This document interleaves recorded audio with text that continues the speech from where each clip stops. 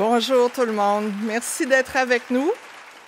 Alors, mon nom est Rina Marchand. Je suis directrice principale contenu et innovation du réseau Mentorat et co-auteure de l'indice entrepreneurial québécois. Je suis votre maître de cérémonie pour cette occasion.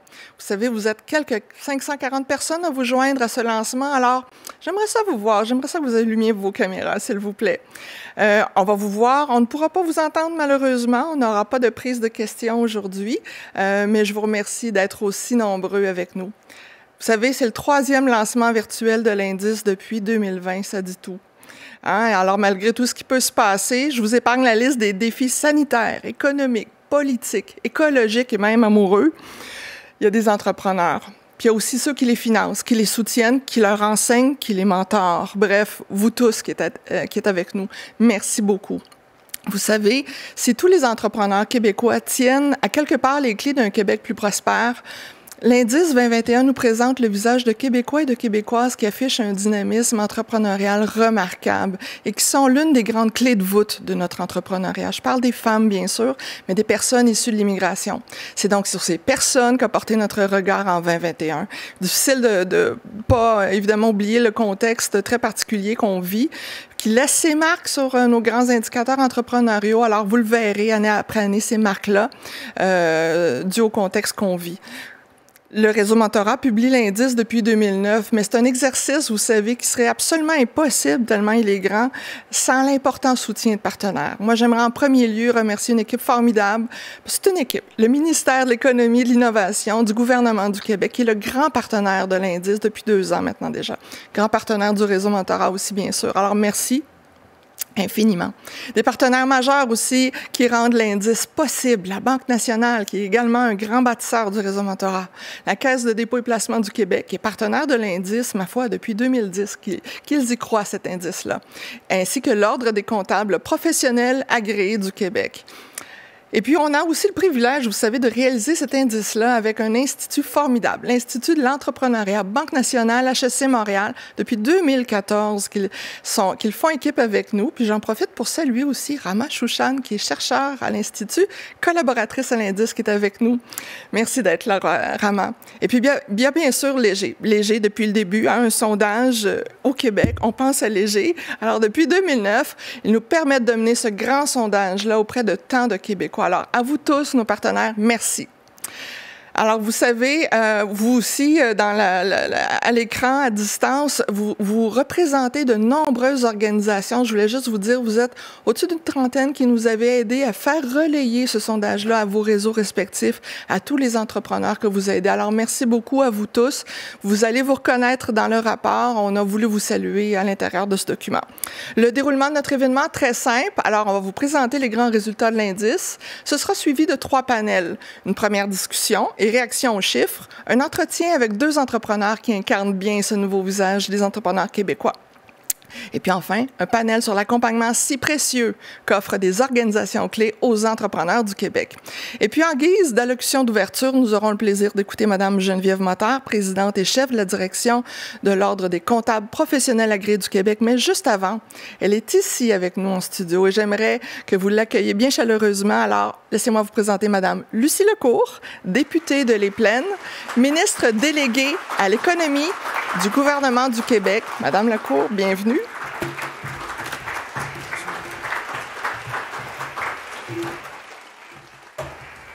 Merci beaucoup, Rina. Avant de commencer, j'aimerais tous vous saluer. 540, c'est quand même beaucoup de personnes. J'ai quelques personnes en particulier. D'abord, les partenaires, je pense que c'est important. C'est important, les partenaires. Je vous remercie. Nous, en tant que grands partenaires, ça nous fait évidemment énormément plaisir, mais je pense que c'est également un devoir d'être partenaire de l'indice entrepreneurial. Mais il y a aussi des gens qui ont travaillé derrière tout ça. Je veux remercier monsieur... On va prendre celui-ci. Je veux remercier M. Pierre Duhamel, le directeur général de la Fondation de l'entrepreneurship, Mme Claire Sanson, directrice principale communication et rayonnement Québec, M. Louis Cicernos, directeur académique de base entrepreneuriale HEC Montréal, ainsi que M. Christian Bourque, vice-président recherche et associé senior chez Léger, ainsi que vous, Mme Marchand. Alors, bonjour à tous et à toutes. Je voudrais d'abord remercier le réseau Mentorat pour l'invitation de ce matin.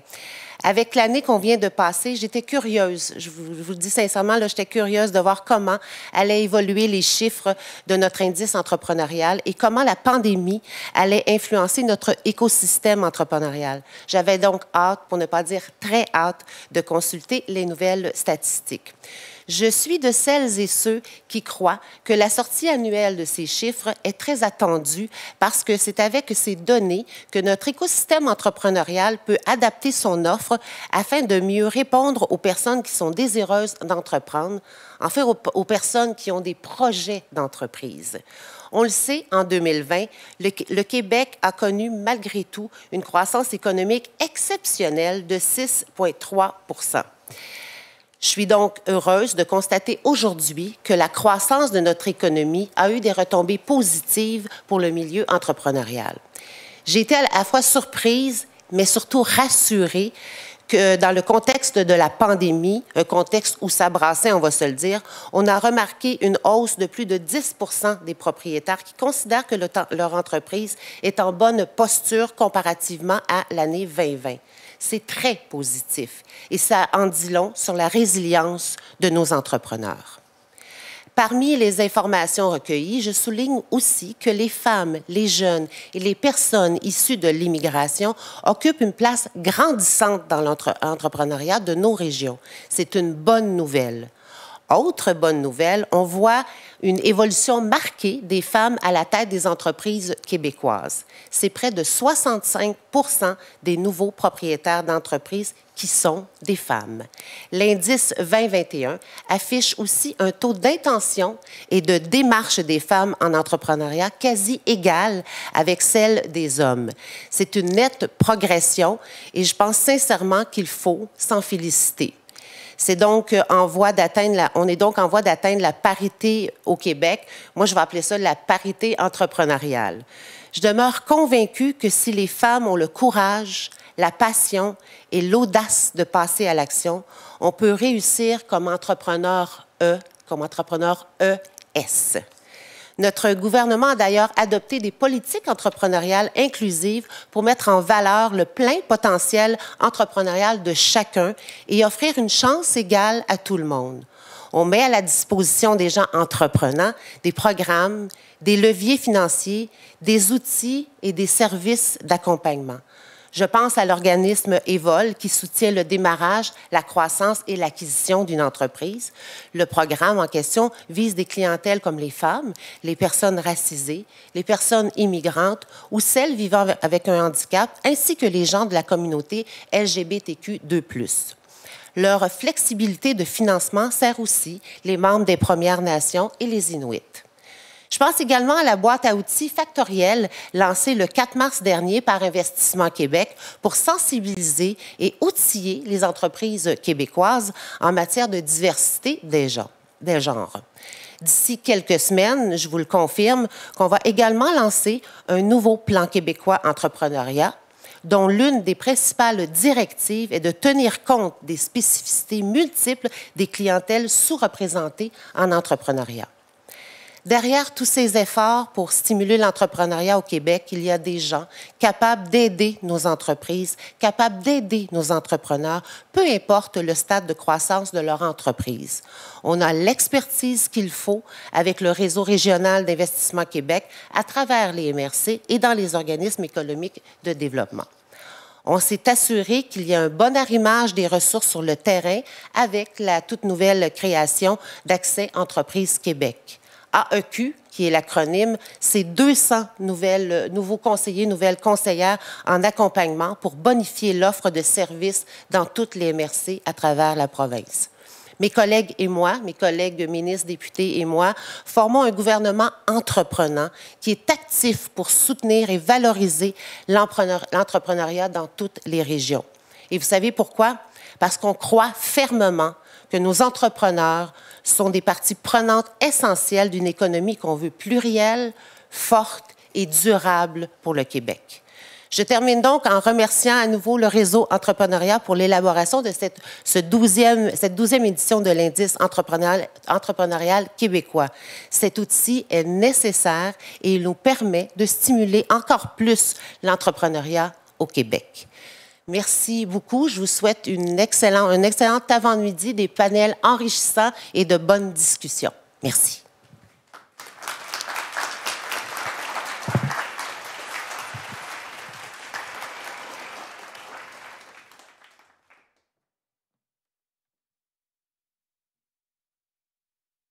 Nous cédons maintenant la parole à Mme Geneviève Motard de l'Ordre des comptables professionnels agréés du Québec.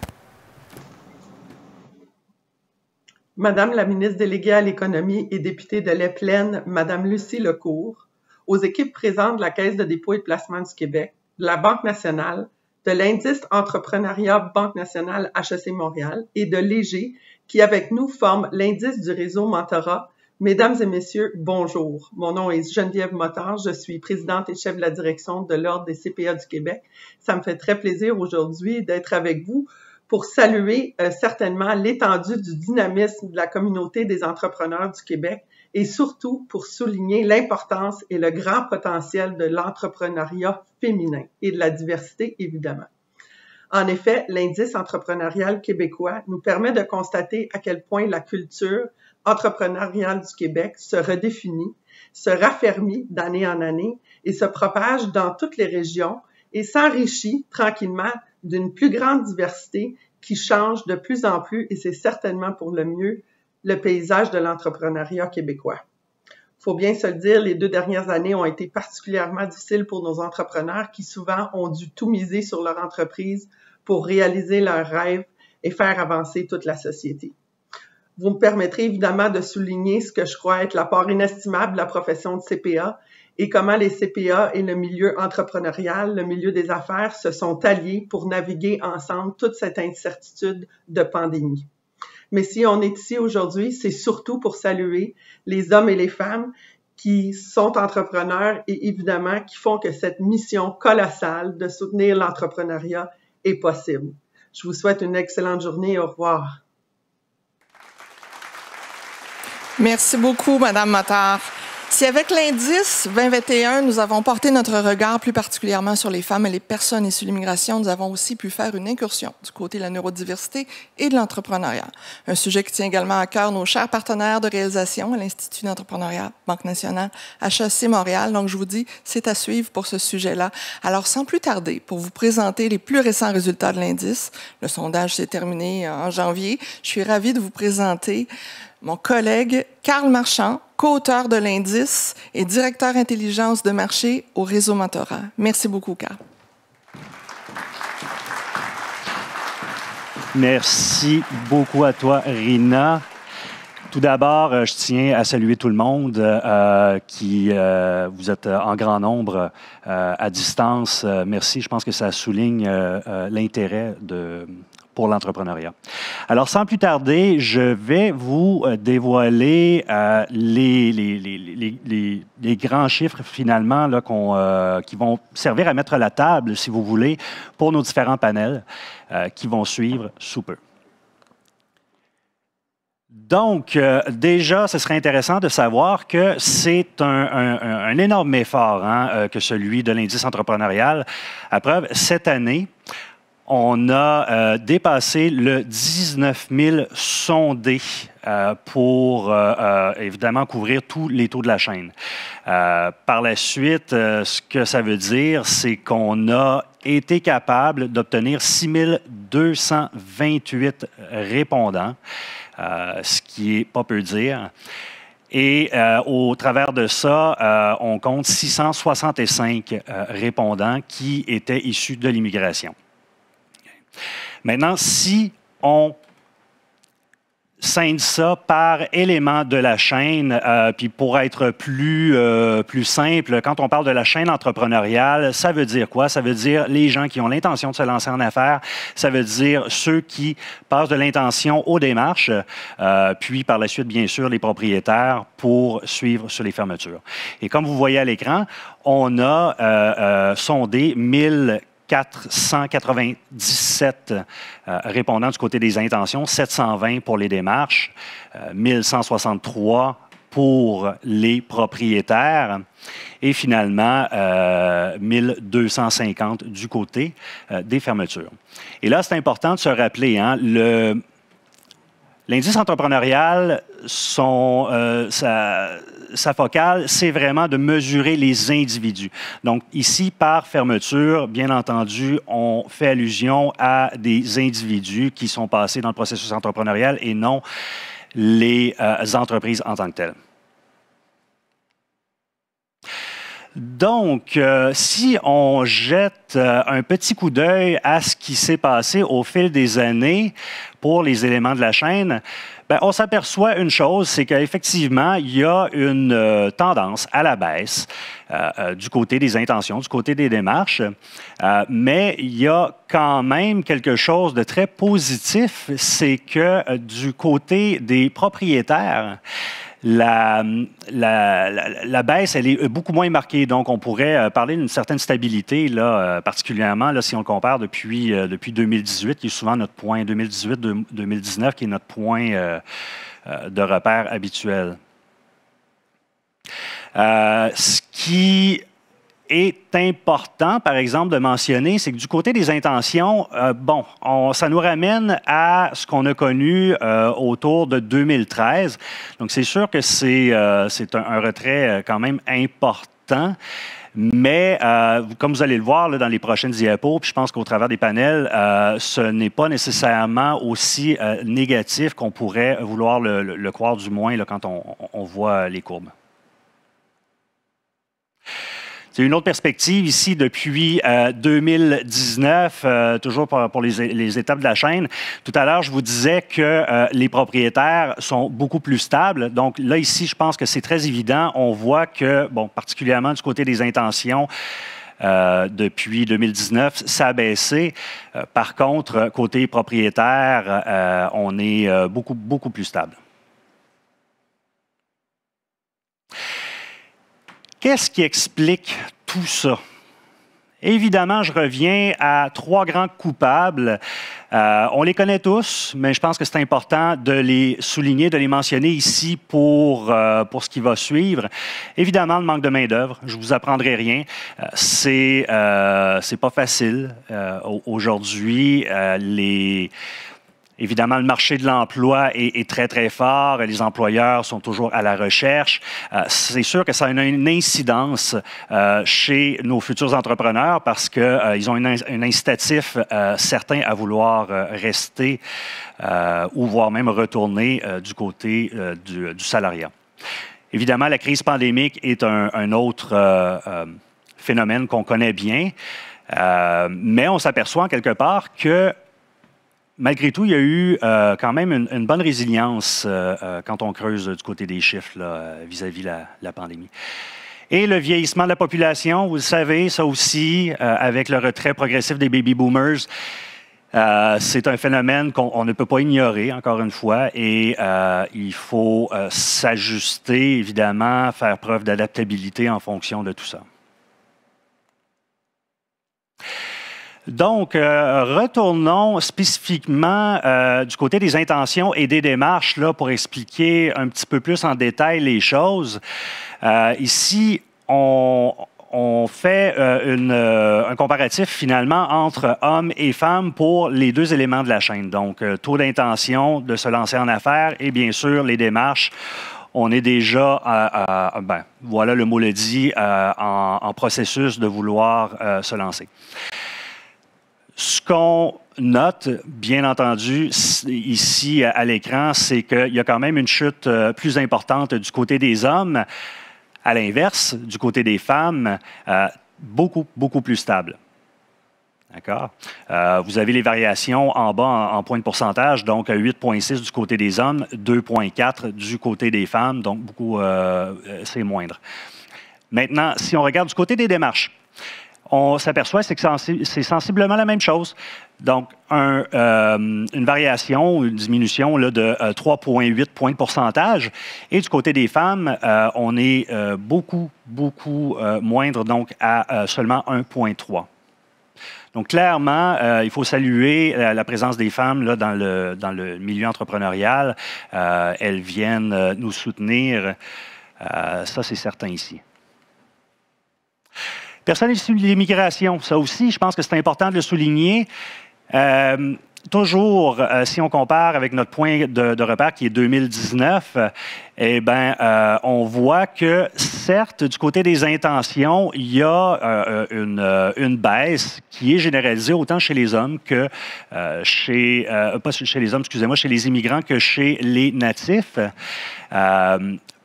Par contre, vous allez le voir, malgré cette baisse-là, ils ont vraiment une capacité de résilience qui vient certainement compenser pour les retraits globaux là, du côté des intentions et des démarches.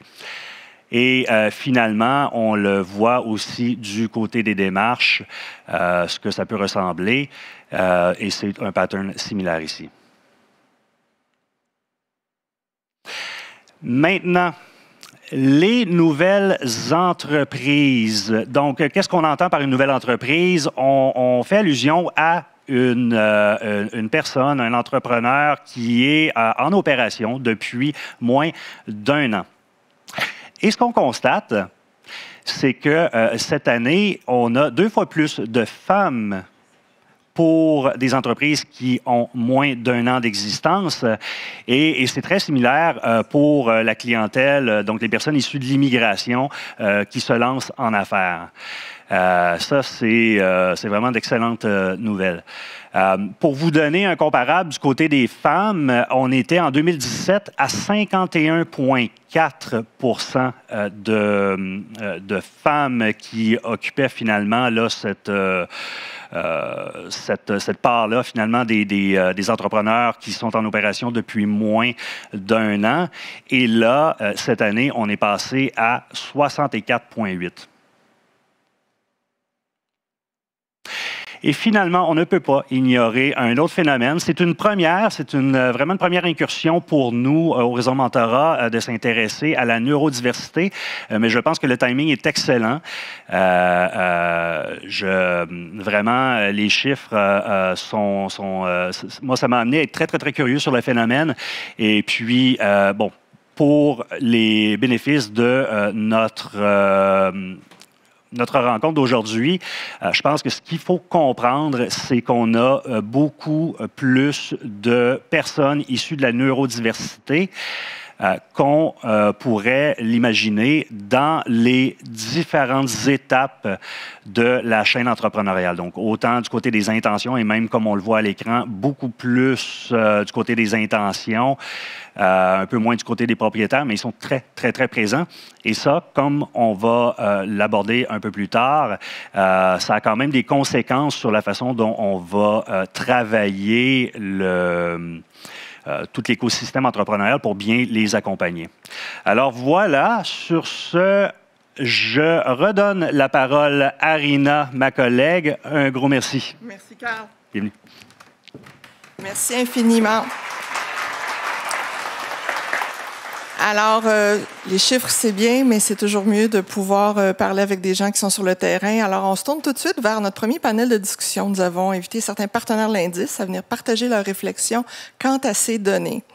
Alors, pour mener cette discussion-là, moi, j'aimerais vous présenter d'abord Catherine Sanson, qui est directrice principale communication et rayonnement Québec à la Caisse de dépôt et placement du Québec. Catherine est une habituée de l'Indice. Merci beaucoup. Merci. Merci de te prêter au jeu de l'animatrice. Et puis, à distance, dans les studios de son organisation, Isabelle Savard, vice-présidente stratégie et efficacité des ventes entreprises à la Banque nationale, grand partenaire du réseau Mentorat. Bonjour Isabelle. Bon matin. Bonjour. Nous avons aussi depuis Montréal Louis Cisneros, directeur académique, base entrepreneuriale HEC Montréal, précieux collaborateur de l'Indice depuis plusieurs années. Merci, cher Louis, d'être avec nous. Merci beaucoup. Merci. Nous avons aussi Pierre Duhamel, directeur général du réseau Mentorat, qui est également avec nous. Bonjour, Pierre. Bonjour. Et puis en studio, Christian Bourque, vice-président recherche et associé senior chez Léger. Alors voilà, Catherine, je te laisse la parole. Merci. Merci beaucoup. Merci, Irina. Merci beaucoup pour l'invitation. Ça me fait très plaisir d'être ici aujourd'hui, de représenter la Caisse de dépôt et placement du Québec. À Québec, il faut le dire, en mode hybride, mais très contente d'avoir fait la route jusqu'à Québec. Je pense que c'est votre cas aussi, Christian. Oui, alors, contente de vous retrouver. On va sauter tout de suite dans le vif du sujet parce qu'il y a beaucoup de choses à dire sur les chiffres qui nous ont été dévoilés par M. Marchand juste avant. Et on va d'abord s'adresser aux sondeurs. Alors, vous êtes le spécialiste des sondages, M. Bourque. 20 000 personnes sondées cette année. Qu'est-ce que ça représente, en fait, au niveau de la crédibilité, j'ai envie de dire, de l'étude? Oui, c'est très rare des études qui sont aussi développées que celle-là. On a regardé à travers le Canada des études semblables. Il n'y en a pas. Il n'en existe pas qui ont une telle ampleur. Ce qui est intéressant, c'est qu'on s'intéresse de plus en plus à la diversité en entrepreneuriat. Donc, pour avoir plus de 660 entrepreneurs issus de l'immigration, près de 2000 femmes entrepreneurs. On s'intéresse à la neurodiversité pour avoir justement des tailles d'échantillons dans ces sous-groupes-là qui sont importantes, intéressantes, qui nous permettent de tirer des conclusions à partir de l'étude. Bien, ça nous prend une base échantillonnale relativement large. Donc, quand on regarde l'analyse qui est faite de ces résultats-là, on n'est pas dans les impressions, on est dans la précision, là, ce qui est important. Bien, merci justement de nous ramener sur le fait qu'on est dans de la précision parce qu'effectivement, on va sonder des choses qui sont très, très spécifiques. Je vais m'adresser maintenant à distance à Mme Savard. Bonjour, merci d'être avec nous. De votre point de vue, dans les résultats qui ont été dévoilés un peu plus tôt aujourd'hui, qu'est-ce qui vous saute aux yeux? Quelles sont vos impressions? Alors, écoutez, bien merci parce que cet indice-là, pour nous, c'est vraiment précieux comme information et de données par rapport à notre marché, notre communauté au Québec. Et c'est sûr que quand on prend un pas de recul, en absolu, on a quand même une perte de vitesse par rapport aux indicateurs depuis les sommets 2015, 16 et 17. Mais en termes relatifs, on voit quand même que nos jeunes persistent en étant les plus grands présents, ils répondent le plus présent au désir d'entreprendre. Et ça me réjouit et ça me rassure de sentir notre jeunesse si dynamique. Il y a aussi au niveau des femmes qui, à chaque année, rattrapaient les hommes au niveau des taux d'intention et des taux de démarche, mais maintenant qu'elles sont prédominantes au niveau des nouvelles entreprises créées, c'est très, très, très inspirant. Alors, clairement, il se passe quelque chose dans l'écosystème pour que les intentions se soient matérialisées là, dans la dernière année. Et aussi, une autre source d'inspiration pour moi, pour nous, c'est les personnes qui sont issues de l'immigration qui ont le double des intentions de nos... des personnes qu'on appelle natives. Et en même temps, ce qu'on voit, c'est que pendant la pandémie, ce sont eux qui ont le plus pivoté et qui innovent ou prévoient innover ou s'internationaliser le plus. Ce qui fait que sur le terrain, c'est aussi le reflet de ce qu'on voit dans nos résultats d'acquisition. C'est le résultat de ce qu'on voit quand on parle à nos directeurs de compte là, qui sont partout présents dans nos centres d'affaires au Québec. Et c'est tout ça aligné avec nos segments prioritaires à la Banque nationale, tant pour notre réseau des particuliers que notre service à l'entreprise, parce que dans le fond, on veut parler à l'entrepreneur pour l'ensemble de ses besoins, parce que c'est une personne au final. Et puis, sur une note un petit peu plus personnelle, je suis aussi très contente de voir qu'on commence à forer le domaine de la neurodiversité. C'est un sujet qui me tient à cœur. Et ça va être un bon jalon qu'on pourra continuer à suivre au fil des années. Alors, merci beaucoup et excellente nouvelle par rapport à l'indice. Merci. Je vais m'adresser maintenant à M. Cineros en direct des HEC. En fait, l'indice, finalement, c'est pour ceux de ma génération, c'est un Polaroid. En fait, c'est une photo, si on veut, de la situation. J'aimerais qu'on puisse discuter avec vous à savoir est-ce qu'on peut tirer des conclusions de cette photo-là. Parce que quand on regarde, en fait, qu'on constate qu'il y a une certaine baisse de taux d'intention, tout ça, est-ce qu'on doit nécessairement en tirer la conclusion qu'il va y avoir une baisse du taux de propriétaire? Merci beaucoup. Tout d'abord, j'aimerais dire qu'à l'Institut d'entrepreneuriat Banque nationale et à la base, nous sommes fiers d'être partenaires de l'indice avec les régions mentorales et les autres partenaires. Aussi, pour répondre à ça, de dire que comme promoteur de l'entrepreneuriat inclusif, je pense qu'il faut se réjouir que les femmes et les personnes immigrantes soient les plus présentes parmi les nouveaux entrepreneurs. Ça montre qu'on est dans la bonne voie d'être un écosystème encore plus diversité et inclusif. Et je salue tous les efforts des organismes et des gouvernements pour cela. Pour répondre directement à votre question, bien qu'on observe fois une stabilité du taux des propriétaires après 5 ans de diminution. Si on s'appuie sur la tendance montrée par nos résultats, la réponse peut être que oui, il y a de fortes chances qu'on aura moins de propriétaires. Oui, parce que plusieurs groupes de la population sondés qui ont normalement la tendance de passer de l'intention à l'action ont réduit les désirs d'entreprendre. Et à cela, il y a un autre challenge qui a été mentionné. Il faut ajouter que les groupes d'âge ayant les plus grands désirs d'entreprendre est celui des jeunes de 18 à 35 ans. Et nous sommes en plein emploi, voire en pénurie des main-d'œuvre. Et si ces jeunes trouvent quelques obstacles, pas assez de modèles ou pas assez de soutien pour entreprendre, c'est là qu'ils vont, ils ou elles vont choisir de décrocher un emploi. On les voit avec nos étudiants, plusieurs sont embauchés avant d'avoir fini. Enfin, on voit dans cette édition de l'indice entrepreneurial qu'aujourd'hui, plus que jamais, l'entrepreneuriat immigrant joue un rôle clé dans l'écosystème entrepreneurial et que bien que les personnes immigrantes ont 2 fois plus d'intentions entrepreneuriales que les personnes natives, et bien qu'ils soient plus présents parmi les nouveaux entrepreneurs, la grande majorité parmi eux ne vont pas traduire ces intentions entrepreneuriales en création d'entreprise à cause des obstacles encore existants qu'ils vont trouver dans leur parcours. Donc, si on ne veut pas que cette tendance diminue, que les taux de propriétaires diminuent, je pense qu'il faut se pencher à ces 2 problèmes, les jeunes et comment aider aussi les immigrants, comment pousser dans ces 2 réserves entrepreneuriales. Merci. Je vais maintenant m'adresser à M. Duhamel, qui est lui aussi un expert des chiffres de l'indice et qui est très intéressé par cette étude-là année après année. Évidemment que l'indice, comme je l'ai dit, c'est une photo et on sait que notre démographie, on conçoit que notre population est vieillissante. Donc, est-ce qu'il y a des aspects démographiques à tenir compte pour en fait expliquer les résultats de l'indice 2021? Oui, désolé de ne pas être avec vous, mais vous comprenez avec cette voix. Pas besoin de faire de dessin, ça s'entend. Louis a bien fait de remarquer qu'il y a plein de jobs disponibles. Il y a une carence, il y a une rareté de main-d'œuvre à l'heure actuelle. Et en même temps, il y a beaucoup d'entrepreneurs un peu vieillissants qui vendent leur entreprise ou qui cessent, qui mettent la clé dans la porte de leur entreprise.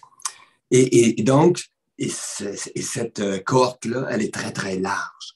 Alors, pour la remplacer, ça veut dire qu'il faut qu'il y ait beaucoup, beaucoup de gens qui passent de l'intention aux démarches à l'action. Puis là-dessus, 2 points. Je suis un des co-auteurs du Code Québec avec Jean-Marc Léger et Jacques Nantel. On faisait remarquer dans le Code Québec que c'est au Québec où le passage entre les intentions et l'action était le plus lent ou le plus difficile au Canada, en tout cas. Et ça joue toujours.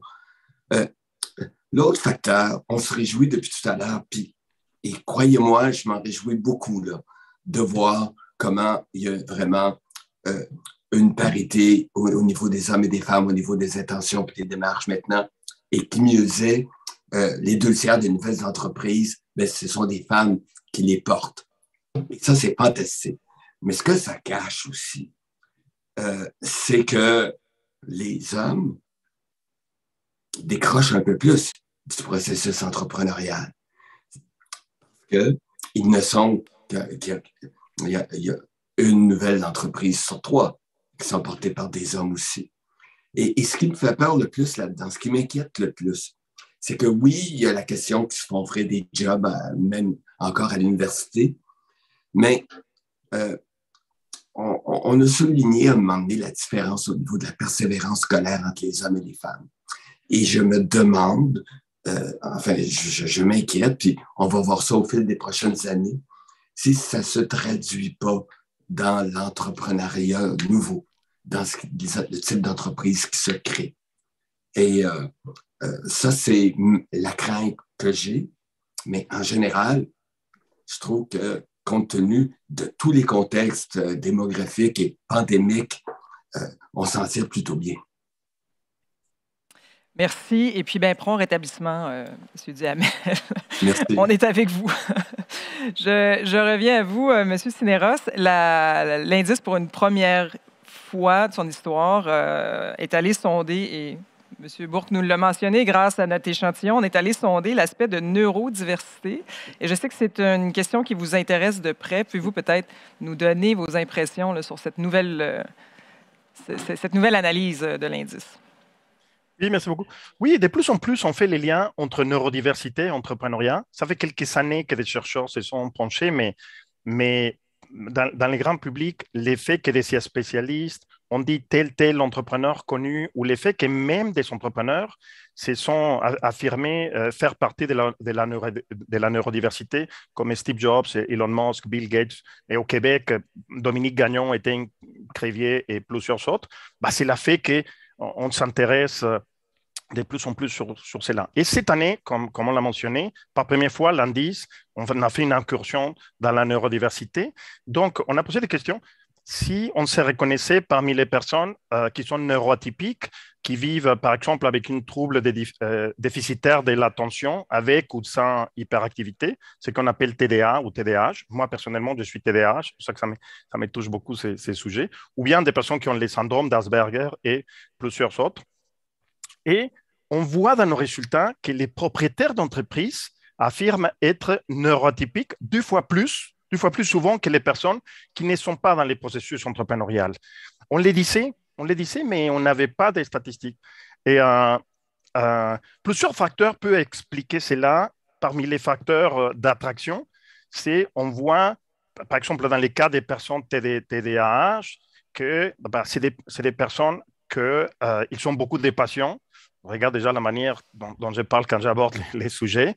La manière de percevoir les risques est différente. Dominique Gagnon, dans une de ses publications, disait on a même les goûts du risque, on est plus flexible, on est plus souple et on perçoit les situations, les opportunités de manière différente.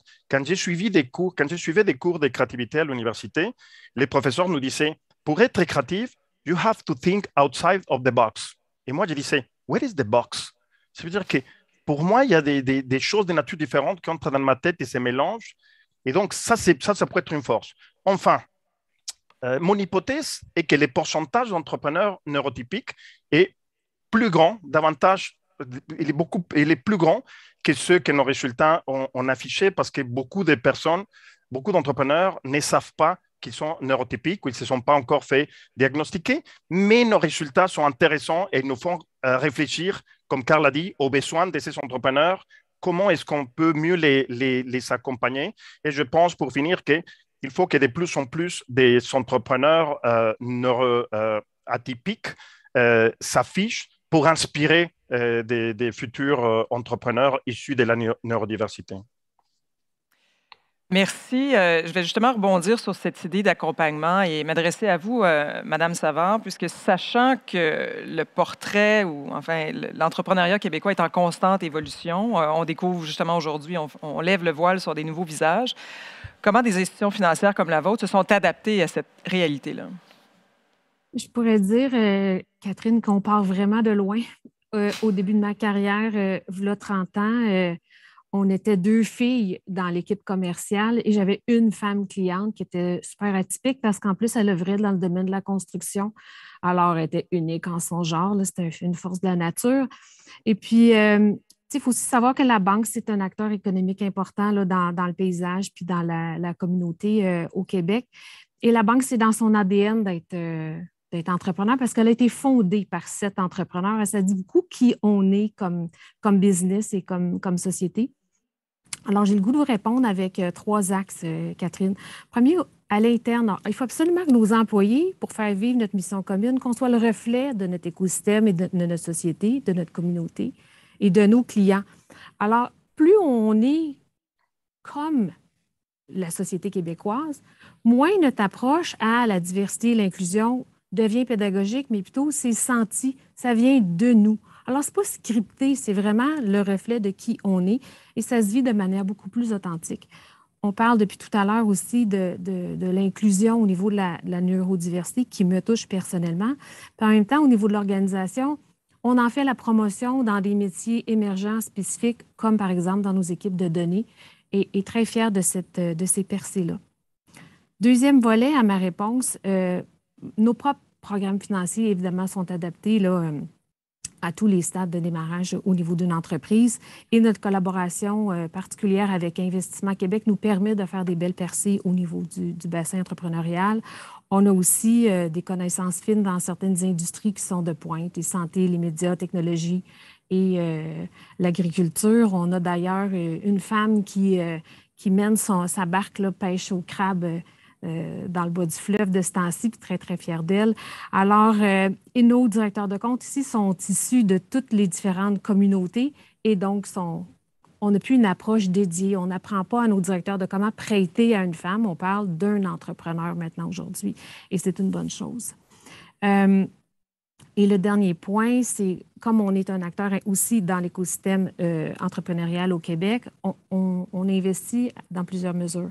Donc, on est présent dans des programmes de formation en entrepreneuriat, l'École Entrepreneurship de Beauce, la Factory, Alias Entrepreneur et aussi Entrepreneuriat Québec, qui compte un réseau d'à peu près 50 écoles et 5000 diplômés par année. On investit dans une dizaine d'incubateurs et d'accélérateurs. On a aussi des investissements dans Evol, donc on en parlait en début de rencontre, qui est dédié au développement des entrepreneurs inclusifs. Et on contribue à la Fondation Lise Wattie, qui, elle, fait la promotion des actions concrètes vers l'autonomie financière des femmes, et ça passe par le microcrédit. Et finalement, cette année, on a renouvelé et augmenté nos investissements dans Axelia Capital, qui supporte les femmes entrepreneurs dans les technologies d'information, et aussi Ange Québec, qui a dédié un fonds pour la croissance des PME et au démarrage des PME, souvent mal desservies là, dans le monde du capital de risque.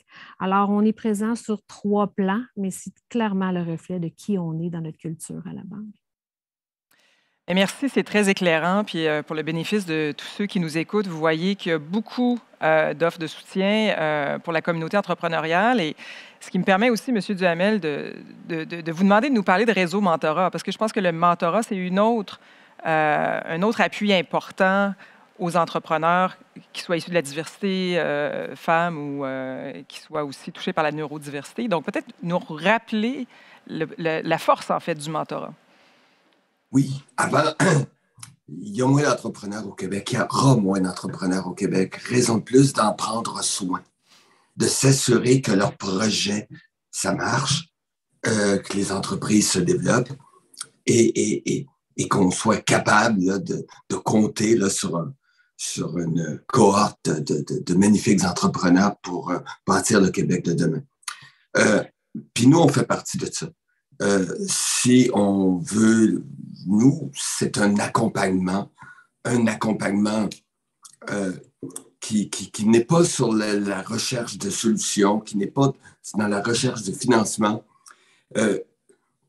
qui est plutôt basé sur s'assurer que l'entrepreneur soit bien dans sa peau, qu'il soit à sa place, pour qu'il soit en mesure de prendre des bonnes décisions pour le développement de son entreprise. L'ingrédient majeur du succès d'une entreprise, ce sera son propriétaire, ce sera l'entrepreneur. Et pour que ça soit, et pour que lui soit bien là-dedans, ben, le mentorat fait ses preuves et continue de faire ses preuves. Et le réseau mentorat, on est présent maintenant à travers le territoire québécois. Il faut vraiment trouver la place où on n'est pas, par l'entremise d'une 60aine d'organismes de développement économique. Ajoutons à ça maintenant que nous avons aussi des antennes dans d'autres provinces canadiennes, en France et en Tunisie. Alors, pour briser l'isolement, pour être capable de parler de ses émotions, des moments, pour faire rebondir quelques idées, n'hésitez jamais à faire appel à un mentor. Ça va vous faire un bien immense. Merci, M. Duhamel. Et d'ailleurs, je vais en profiter pour saluer tous les mentors qui nous écoutent. Je vous vois ici à l'écran. Alors, merci d'être au rendez-vous. Je reviens vers vous, M. Bourque, parce que, bon, je ne voudrais pas qu'on se laisse sur une impression trop pessimiste, dans le sens où on sent que l'indice cette année, oui, il y a une baisse de certains taux d'intention, mais ça s'inscrit dans un contexte. Et ma question pour vous, c'est, en tant que sondeur, qui sondez l'opinion générale et j'ai envie de dire l'humeur aussi, c'est sûr qu'en ce moment, on vit encore dans un contexte d'incertitude. Quels sont, j'ai envie de dire, les facteurs sociaux qui peuvent peut-être expliquer qu'en ce moment, partir en affaires, prendre des risques, c'est peut-être pas, j'ai envie de dire, un timing en bon français parfait? Oui, on ne peut pas dire que le contexte de la pandémie ne nous a pas ébranlés collectivement. Je prends quelques exemples. Au tout début de la pandémie, mars 2020, la première fois où on est resté à la maison, un certain vendredi, on posait une question aux Québécois, on la pose à toutes les semaines depuis ce moment-là, sur leur état de santé mentale, déclaré. Au début de la pandémie, 52 % des Québécois nous disaient « ma santé mentale, elle est excellente ». Ce qui est parfait, c'était stable à travers le temps aussi dans les recherches qu'on pouvait trouver. On se trouve aujourd'hui, en mars 2022, avec 34 % des Québécois qui nous disent que leur santé mentale est excellente. Et là, si on regarde parmi les différents groupes d'âge, il y a une baisse généralisée de l'état de santé mentale des Québécois depuis ces 2 dernières années-là. Donc, pas surprenant que ça a peut-être refroidi certains. Dans notre étude jeunesse qui est réalisée auprès des générations Y et Z, donc qui nous intéresse particulièrement en entrepreneuriat, il y a 57 % aujourd'hui, c'est pratiquement le double comparativement avant la pandémie, des jeunes qui nous disent souffrir d'anxiété financière. Donc, encore une fois, tout ça nous a ébranlés collectivement. On se retrouve aussi dans une économie inflationniste en ce moment qui peut en refroidir certains. Je dirais que si l'indice d'intention et de démarche était à la hausse, on aurait été surpris. Que la pédale soit un peu sur le frein, je pense que collectivement, on doit se dire qu'il fallait s'y attendre un peu aussi dans le contexte dans lequel on se trouvait. Ceci explique cela, mais pour tous ceux qui nous écoutent, d'abord, je voudrais vous remercier de vous intéresser encore une fois à l'entrepreneuriat, ces résultats de l'indice. Merci à tous nos intervenants. Et pour reprendre les paroles de M. Duhamel et de M. Cineros, il y a encore un bassin d'entrepreneurs dynamiques, talentueux, et ce sera à nous tous collectivement de les appuyer à faire en sorte que leur projet d'affaires ait du succès.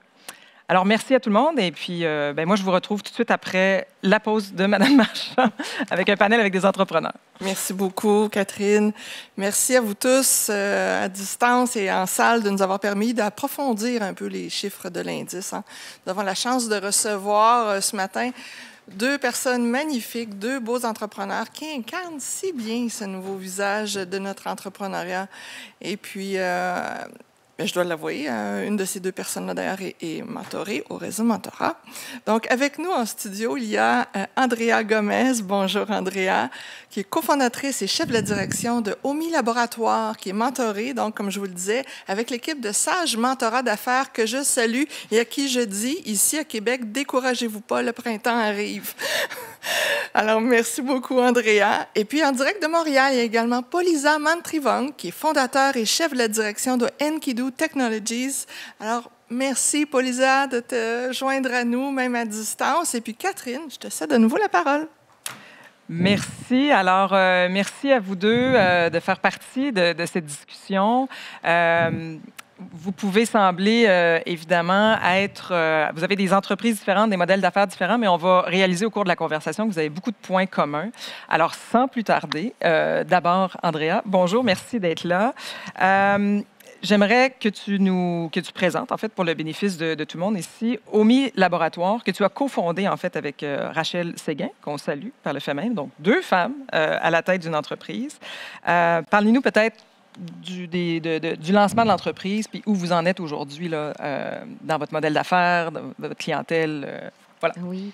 Donc, OMI Laboratoire, en fait, on a développé un outil d'intelligence artificielle qui nous permet d'analyser la peau en ligne avec une photo et par la suite de faire la manufacture des soins pour la peau, donc des crèmes et des sérums qui vont répondre aux problématiques spécifiques de chaque personne. Nous avons, mon associé et moi, on a eu la chance de travailler dans l'industrie pendant 10 ans maintenant et on a vu qu'il y avait vraiment une opportunité au niveau des besoins qui tenaient de chaque personne. On recherche de plus en plus des choses qui sont uniques et c'est pour ça qu'on a vu le potentiel de le faire et on avait notre rêve d'être entrepreneur en cosmétique. Alors, on s'est lancé et c'est comme ça que tout a commencé en 2018. On a commencé à vendre nos produits en 2019. Et aujourd'hui, après 3 ans de commercialisation, on est rendu 30 employés et on vient d'avoir un nouveau laboratoire de manufacture 4.0 à Québec qu'on vient juste d'aménager il y a 3 semaines. Et puis, pour le bénéfice de tout le monde, votre site web, s'il y en a, bien, écoutez-nous, mais si vous voulez aller acheter vos produits ensuite, vous pouvez le dire. Là. Oui, donc c'est Omi Laboratoire. Quand on recherche sur Google, on va direct tomber dessus. Oui. Bon. Attendez la fin du lancement de l'indice, puis ensuite, allez vous procurer ces produits. Paulissa, merci beaucoup d'être avec nous. Je vous relance la même question. Parlez-nous d'Enkidu, votre modèle d'affaires, votre marché, votre croissance. Donc, initialement, quand on voulait offrir à travers des modules complémentaires de gestion automatisée de l'inventaire pour les petits commerçants. C'était ça l'idée au début de départ. Cependant, en 2018, lorsqu'on a rejoint Farm to Fuel, on a eu une opportunité de partenariat avec Lightspeed, une compagnie d'ici, pour aider leurs clients à passer de leur vieux système de terminal de paiement au nouveau, tout en préservant et valorisant leurs données historiques de leur ancien système. On a donc pivoté puis saisi cette opportunité d'acquérir un bassin important de clients. Donc, ça nous a permis de concevoir une technologie qui permet d'automatiser presque tout, du moment de l'accueil du client jusqu'à la transformation des fichiers, du nettoyage et la migration des données jusqu'au Go Live. On a poussé ça encore plus loin en intégrant l'intelligence artificielle pour la reconnaissance des types de fichiers, du nettoyage et la transformation des fichiers prêts à la migration. Ce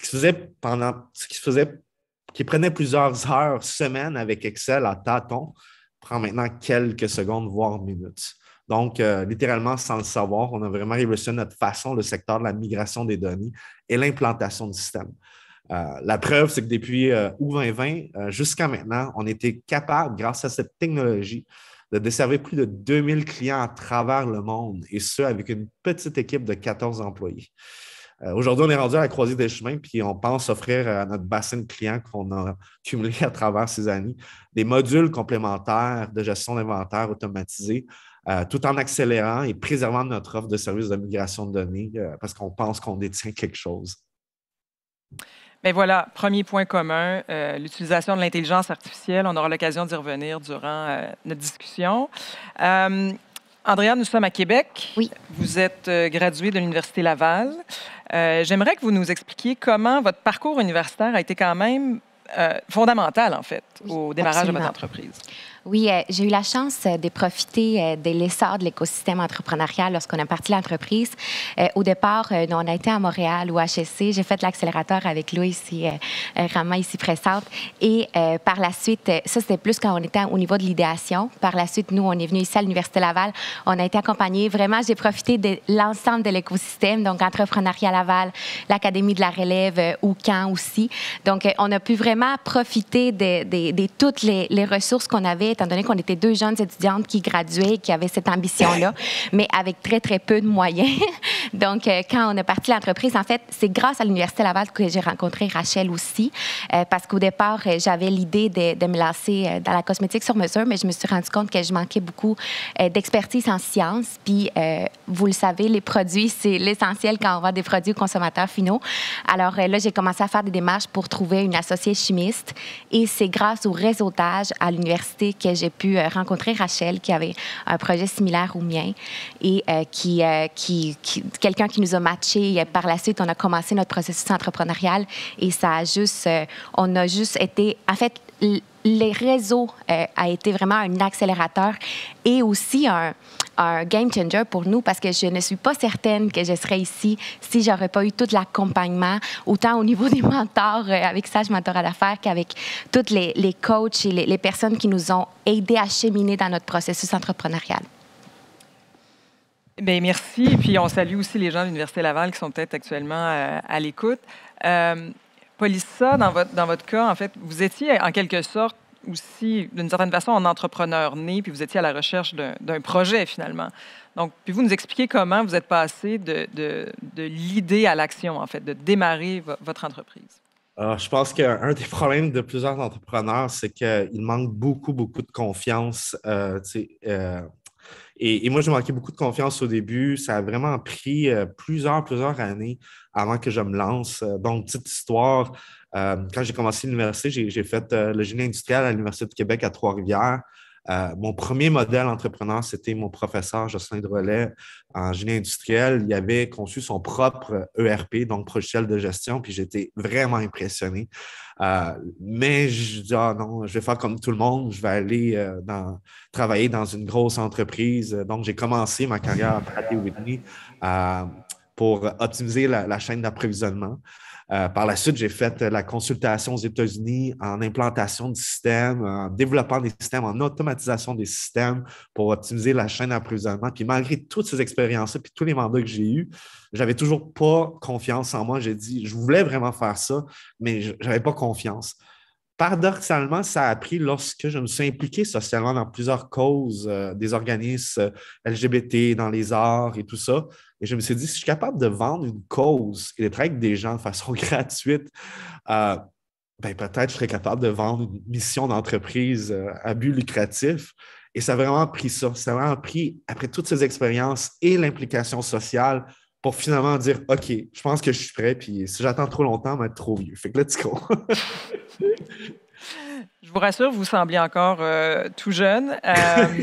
Mais j'aimerais peut-être revenir sur cette idée que vous avez eu un modèle, en l'occurrence, l'un de vos professeurs. Mais en termes d'entrepreneurs, j'ai envie de dire même, que vous connaissez de près ou de loin, peut-être nous décrire qui a été une inspiration pour vous, parce qu'on dit souvent que c'est par des modèles qu'un entrepreneur va avoir envie de se projeter, de se reconnaître puis de se lancer. Ouais, ça, c'est une histoire quand même assez drôle et étonnante. J'ai un ami, un journaliste, Mathieu Charret, qui travaillait au journal Les Affaires. Et à un moment donné, il avait comme poussé au journal pour qu'on parle de Dax da Silva, qui était quand même commençait à devenir gros avec Lightspeed. Et moi, je ne le connaissais pas du tout. C'était en lisant le journal Les Affaires et en voyant son visage dans le front cover, j'ai dit « Wow, je me reconnais. » Ça prouve un peu comme moi aussi. Puis deux, il est aussi issu du LGBT, il est issu de l'immigration. Puis ça a été vraiment un modèle. J'ai dit, wow, si ça, s'il est possible de faire ça, peut-être que je peux aspirer au moins me rendre pas trop loin. Puis aussi, il y avait Franz Saint-Élémy, moi, j'ai grandi à Montréal-Nord, à la jonction de Saint-Michel, Parc Extension, un des quartiers plus pauvres du Québec, c'est pas du Canada. On n'avait pas beaucoup de modèles de réussite qui pouvaient sortir du quartier et de croître et de grandir comme ça. Donc, quand j'ai vu ces deux modèles-là, je dis pas ça, il n'y a aucune raison que tu ne peux pas réussir. C'est des gens comme toi. Puis tu peux fonce. Donc, c'était vraiment des sources d'inspiration. Voilà. Peut-être que c'est aujourd'hui, c'est votre tour d'être un modèle d'inspiration. Je ne sais pas si vous êtes conscient de ça. Je l'espère. Si je peux inspirer d'autres personnes, ça serait déjà une mission accomplie, indépendamment de qu'est-ce que l'avenir réserve. Bon, bien, on vous invite à nous écrire votre commentaire sur notre page Facebook. Si vous considérez que Polissa est inspirant, moi, je le trouve très inspirant. Andrea aussi, la même question pour vous. Qui a été un entrepreneur qui a été pour vous un modèle à suivre, là? Bien, bon, au départ, je ne voulais pas être entrepreneur. En passant, j'ai vu mon père entreprendre en Colombie. Je suis colombienne d'origine et j'ai déménagé au Québec avec ma famille à 17 ans. Alors, j'ai vécu une bonne partie de ma vie en Colombie. Je ne parlais pas français quand je suis arrivée au Québec. Et mon père, il était entrepreneur, puis je voyais toutes les difficultés qu'il avait en fait, tout son quotidien, puis j'aimais pas ça. Je me disais, moi, je veux pas ça, je veux travailler pour une grande entreprise, je veux avoir une belle carrière, puis j'aimerais ça faire de la mise en marché des produits cosmétiques parce que ça a toujours été ma passion, mon rêve. Et c'est en arrivant ici au Québec que j'ai vu l'opportunité. Premièrement, j'ai eu un refus dans la carrière, dans la boîte que je voulais, j'ai aspiré à travailler. Et c'est grâce à tous ces échecs-là, en fait, je pense, ou ces difficultés-là, que j'ai décidé que je me lançais en affaires. Je me suis dit, ça va, tu sais, si je vois l'opportunité, même si je n'ai pas l'opportunité dans une compagnie que je voudrais, je vais le faire par moi-même. Et au départ, c'était pas vraiment évident. En fait, c'était pas facile. Je pense que Polissa, il va être d'accord avec moi. C'est pas évident de se partir en affaires et surtout d'avoir cette confiance-là, de commencer à assumer qui on est et qu'est-ce qu'on veut dans la vie. Et c'est grâce au mentorat, j'avais parlé à mon mentor à ce moment-là, puis j'avais dit, tu sais, là, on a de la difficulté à avoir du financement, il n'y a personne qui veut, tu sais, qui croit qu'on est capable de concurrencer les gros joueurs de ce monde. Et c'est mon mentor qui m'avait dit, Andrea, qu'est-ce que tu as à perdre? Et je lui ai dit, ben j'ai ma voiture à 3 000 $. Alors là, il m'a dit, ben tu vois, tu n'as rien à perdre. Le pire qui va arriver, c'est que je pense que la banque ne prendra même pas ta voiture à 3 000 $. Alors, je me suis dit, mais c'est vrai, tu sais, j'ai pas la situation à mon père, que lui avait une famille à soutenir, qui avait beaucoup trop de responsabilités. Alors, je me suis dit, ben je vais le faire, je vais l'essayer. Puis c'est vrai, j'ai rien à perdre. Donc, je pense que c'est là aussi le rôle du mentorat, d'avoir ces soutiens psychologiques-là, puis d'être beaucoup dans l'humain et non pas nécessairement dans les choses techniques. Tantôt, on a discuté, mais c'est l'entrepreneuriat, avant tout, c'est l'humain, puis c'est les difficultés qu'on peut vivre. Et on est beaucoup isolé au départ quand on veut se lancer en affaires. Fait que je pense que c'est de rompre un peu cette isolation-là et de pouvoir juste se confier, d'avoir de l'écoute et d'avoir des encouragements pour voir qu'on n'est pas seul et qu'on est capable et qu'il y en a d'autres qui l'ont fait et qu'on va être capable. Donc, c'est ça qui m'a poussée à devenir entrepreneur, même si au départ, je voulais rien savoir d'être entrepreneur. Maintenant, je suis très heureuse et je suis très épanouie d'être en entrepreneuriat. Et vous êtes aussi un modèle, j'en suis sûre, pour toute une génération d'entrepreneurs. Est-ce que vous avez toujours votre voiture ou vous avez changé? J'ai changé. Changé, bon, alors ouais, c'est bon signe. C'est bon signe. J'aimerais, on l'a dit un petit peu plus tôt, là, vos modèles d'affaires, vos entreprises utilisent l'intelligence artificielle pour différentes opérations, là, puis pour en fait accélérer votre croissance. Là, c'est vraiment basé là-dessus. Sans parler spécifiquement d'intelligence artificielle, est-ce que vous diriez qu'aujourd'hui, pour un nouvel entrepreneur de se lancer en affaires, il y a un volet numérique à considérer? Est-ce que c'est un message peut-être qu'on voudrait passer, là, de dire il faut aller vers les nouvelles technologies. Est-ce que c'est ça la clé de voûte pour avoir du succès en ce moment?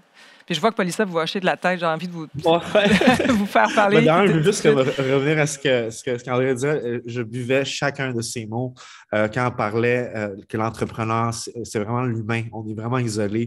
Donc, elle a résumé ce que tous les entrepreneurs passent. Donc, bravo, Andrea. Grand fier de faire partie du panel avec toi. Donc, pour revenir à la question, je pense que c'est inévitable. La transformation est déjà en marche, qu'on le veuille ou pas. Puis pour rester compétitif, il faut adhérer à cette transformation numérique des entreprises. Que vous soyez en service ou en fabrication, il faut passer au numérique. J'ai prêché pour ma paroisse et je veux dire que si vous utilisez encore des vieux systèmes de gestion comptable, des terminaux de paiement ou de ERP qui sont encore avec des écrans noirs et blancs ou avec du vieux Windows ou DOS, vous êtes déjà pas mal en retard. Donc, il faut vraiment que vous embarquiez dans le wagon et valoriser vos données et automatiser, dans le fond, la majorité de vos processus avec ces technologies. Ce n'est pas juste de passer à travers une nouvelle technologie, mais vraiment prendre l'opportunité et de revoir l'ensemble de vos processus et qu'est-ce que vous pouvez améliorer afin que la majorité de vos actions et l'exécution du travail soient à valeur ajoutée. Donc, c'est déjà en marche.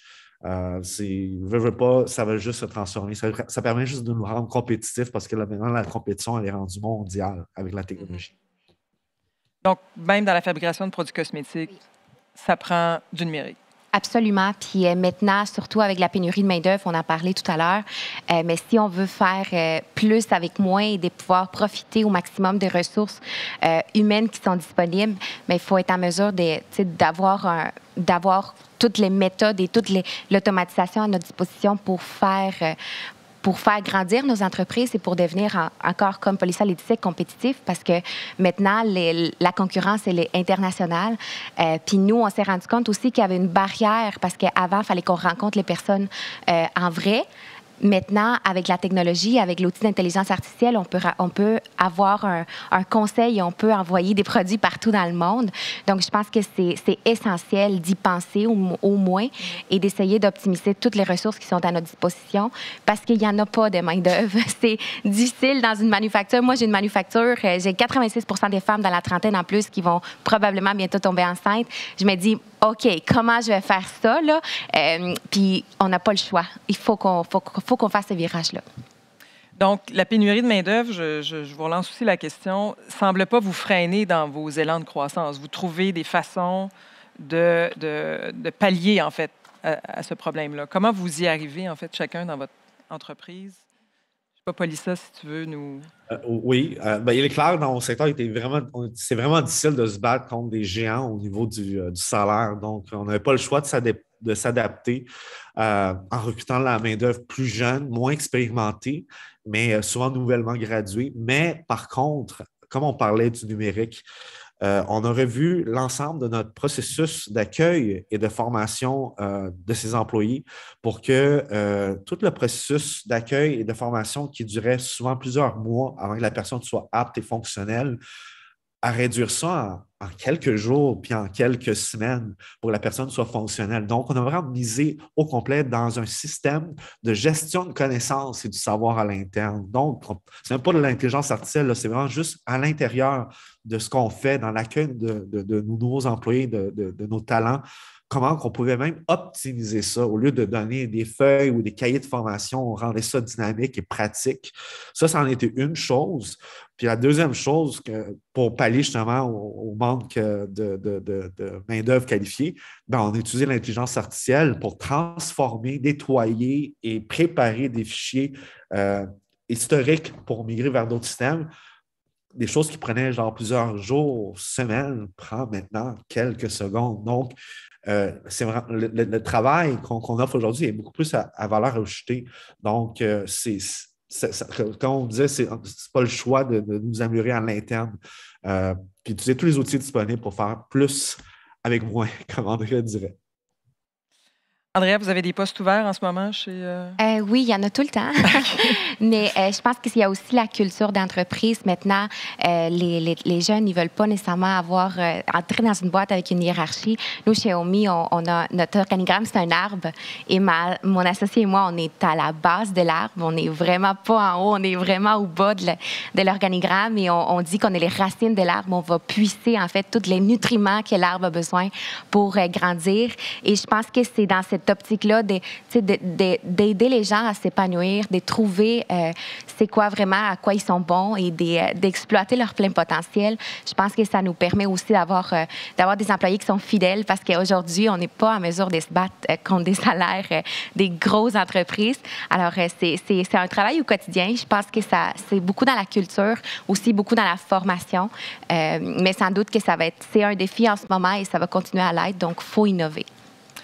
Juste avant qu'on complète ce panel, parce que le temps file, je voudrais qu'on se laisse sur un vent d'optimisme, parce qu'on le dit, malgré que le contexte est fait d'incertitudes, malgré que nos taux d'intention sont un peu à la baisse dans l'indice de cette année. Vous êtes des entrepreneurs, on le dit, inspirants, dans des entreprises en croissance. Donc, faites-nous rêver un peu. Là, la prochaine étape, Paulissa, de vos prochains défis, la croissance de notre entreprise, est-ce que vous nous laissez sur, j'ai envie de dire, un élan d'optimisme et de motivation?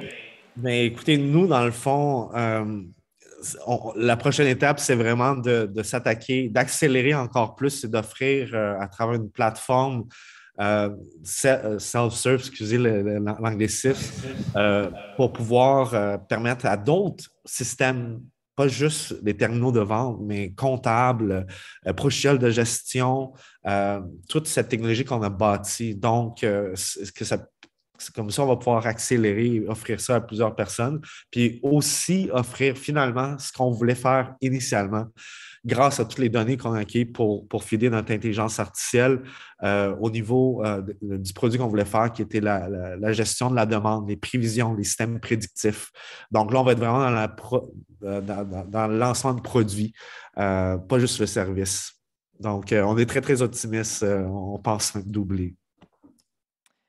Et Andrea, l'avenir de OMI Laboratoire? Oui, OMI, en fait, en ce moment, on est à la recherche, en fait, en démarche de capital de risque. Donc, je profite pour passer le message. Si jamais il y a du capital stratégique, on est très ouverte afin d'aller conquérir les marchés américains. Donc, c'est un gros défi pour nous. Depuis qu'on a commencé l'entreprise, on a l'ambition de faire rayonner nos innovations québécoises. On pense qu'on a du très, très bon qui se fait au Québec et on veut avoir cette reconnaissance internationale. Donc, c'est l'avenir, c'est l'international, c'est de continuer à grandir et d'avoir des bons partenaires avec nous. Voilà, tout a été dit. Merci infiniment et bon succès à vous deux dans vos projets. Merci. Merci infiniment à Catherine, Andrea et Paulisa. Merci d'avoir été des nôtres. Quel parcours inspirant. Et on n'a pas fini d'entendre parler d'eux. C'est ça le plus beau de l'histoire. Alors, notre dernier panel, nous avons souhaité laisser la parole à des personnes qui sont au cœur de l'action, avec les entrepreneurs, qui grandissent aussi avec eux, qui leur offrent financement, accompagnement, enseignement et mentorat. Pour animer ce panel, j'ai le plaisir d'accueillir Antonine Iaccarini. Bonjour Antonine. Allô. Alors, qui est directrice chez TACT. TACT qui est également un excellent partenaire du réseau Mentorat. Merci d'être avec nous, Antonine. Merci à vous. Merci. Alors, également avec nous, en direct de Montréal, je vous présente Sylvie Gassana, directrice régionale Montréal, Evol, cette fameuse belle grande équipe qui est avec nous. Bonjour Sylvie, merci. Bonjour à tout le monde, très heureuse d'être ici. Merci. Et puis également, Rouba Hamadi, qui est conseillère en entrepreneuriat, croissance d'entreprise chez Entreprendre ici, qui se joint également avec nous à distance. Entreprendre ici, avec qui on a le plaisir aussi de travailler au quotidien ici. Merci. Bonjour, merci. C'était un plaisir d'être là. Merci beaucoup, Rina. Merci infiniment. Puis avec nous en studio, Stéphanie Bergaud, directrice du projet de soutien aux femmes entrepreneurs de l'École des entrepreneurs du Québec. Merci beaucoup, Stéphanie. Et puis enfin, ma collègue, Karina Stream, qui est directrice principale, programme de mentorat au réseau Mentorat. Antonine, je te cède la parole. Merci. Merci beaucoup. Ça me fait vraiment plaisir d'être avec vous ce matin pour ce panel qui est tout féminin. Il faut quand même le souligner, mais il faut aussi souligner que c'est un hasard. C'était pas voulu comme ça, parce que les femmes qui sont ici avec nous sont là pour leurs compétences, évidemment, leur expérience terrain. Ce sont elles qui façonnent les programmes. Donc, c'était les meilleures personnes pour parler de notre sujet d'aujourd'hui, la place des femmes et de la diversité dans les programmes d'accompagnement. Donc, Stéphanie, je commence avec vous. Est-ce que vous pouvez nous parler un peu de l'École des entrepreneurs du Québec et de la place qu'occupent les femmes et les personnes issues de la diversité chez vous? Oui, avec grand plaisir. Merci de me recevoir. L'École des entrepreneurs du Québec, c'est plus de 37 ans d'expérience maintenant, des dizaines de milliers d'entrepreneurs formés. C'était à l'époque le SAGE à Montréal. C'est maintenant 8 campus à travers la province. On dessert les 17 régions du Québec.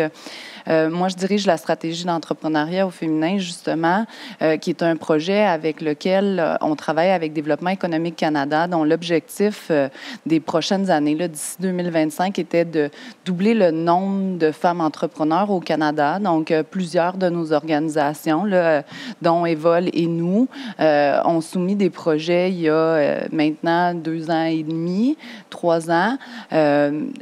Et donc, à l'école, on a un programme qui permet de soutenir spécifiquement les femmes en entrepreneuriat, donc en démarrage, en vente, en croissance, en exportation.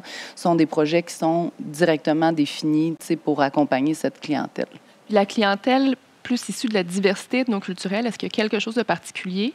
Oui, dans le fond, de mon côté, le projet est exclusivement féminin, mais à l'intérieur des femmes que j'accompagne, il y a naturellement une super belle diversité. On a des projets spéciaux, entre autres, avec certaines communautés autochtones. On a des projets avec des groupes comme la FIO en Outaouais, où on accompagne des femmes entrepreneurs immigrantes. Mais à travers tous ces programmes-là, il y en a une très grande proportion. Comme le dit un peu l'indice cette année, les immigrantes, les autochtones entreprennent encore plus que la population native actuellement. On voit vraiment la tendance, effectivement. Vraiment. Puis vous me parlez d'Outaouais. Est-ce que ça varie d'un campus à l'autre, vos approches d'accompagnement, vos programmes? Bien, en fait, je vous dirais, ça ne varie pas forcément dans le sens où tous les programmes sont directement en ligne et sont accessibles de partout au Québec. Toutefois, il y a des partenaires avec lesquels on développe des projets plus spécifiques à travers les différentes régions dans lesquelles on a des campus puis où on a des besoins qui sont spécifiques. Donc, on voit qu'on s'adapte. Je me tourne vers Sylvie. Famessor devenait récemment Evol. Est-ce que vous pouvez nous parler un peu de cette mission accrue de Evol?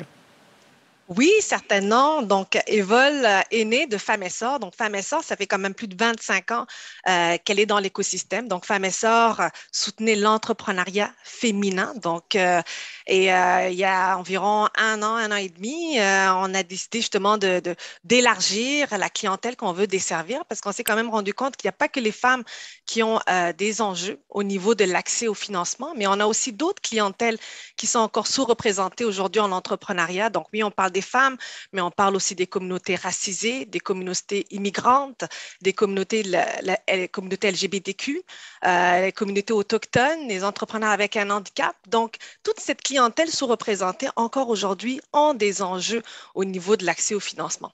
Donc, on s'est dit, de notre expérience depuis les 25 dernières années à soutenir et à développer l'entrepreneuriat, on a voulu apporter cette expertise-là à toute cette clientèle, puis de se dire, on veut aussi développer ce potentiel entrepreneurial qui est encore inexploité au Québec et d'amener notre financement et notre expérience à cette clientèle. Donc, on a reçu, aujourd'hui avec Evol, qui est beaucoup plus inclusif dans la clientèle qu'elle dessert, on a une nouvelle enveloppe de financement de plus de 50 millions de dollars justement pour soutenir cette clientèle, ces entreprises-là à propriété qu'on appelle diversifiées et inclusives, mais aussi avec un volet de développement durable. Donc oui, on regarde le volet diversité et inclusion, mais comment est-ce qu'aussi ces entrepreneurs-là qui innovent, on sait que ces entreprises innovent, ces entreprises apportent des solutions à des enjeux de société. Donc on veut aussi regarder l'impact social et environnemental. Donc je pense qu'aujourd'hui, c'est important de regarder, oui, le volet économique, mais comment est-ce que ces entreprises ont cet impact social et environnemental. Donc, c'est vraiment dans cet esprit-là que Evol, naturellement, il fallait changer le nom parce que Femmes et Sœurs, c'était vraiment relié à femmes.